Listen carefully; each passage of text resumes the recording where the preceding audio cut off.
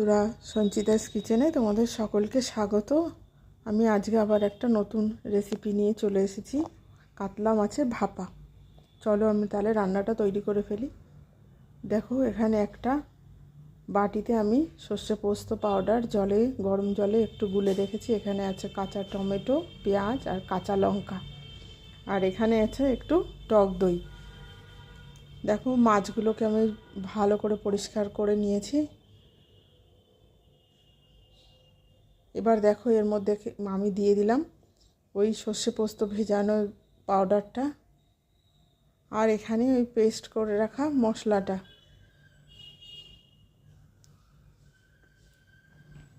এবার আমি দিয়ে দেবো একটু লবণ, একটু সর্ষের তেল দিলাম। এবার এটাকে আমি ভালো করে মেখে নেব। দেখো, মাখা হয়ে গেছে এটা। এবার একটু কাশ্মীরি লঙ্কার গুঁড়ো দিলাম একটু কালারের জন্য।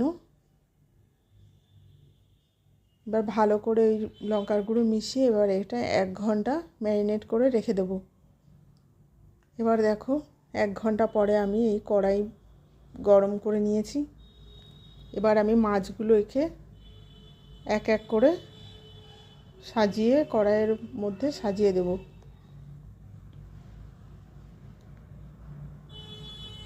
এই মাছগুলো দেওয়ার সময় গ্যাসটা তোমাদেরকে একটু সিম করে রাখতে হবে। দেখো, এক এক করে মাছগুলো সব সাজিয়ে দিলাম। এবার ওই মেখে রাখা যে মশলা, আমি সেই মশলাটা ঢেলে দিলাম। উপর থেকে এই যে 3-4টে কাঁচা লঙ্কা দিয়েছি আর একটু সর্ষের তেল। এবার আমি মাছটাকে ঢেকে দিলাম।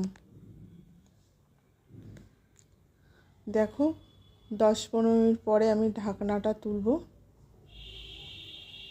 দেখো, আমি ঢাকনাটা তুলে দেখাচ্ছি যে কেমন ফুটছে।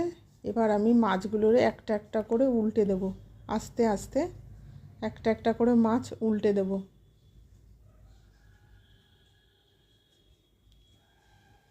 দেখো, মাছগুলোকে সব উল্টে দিলাম।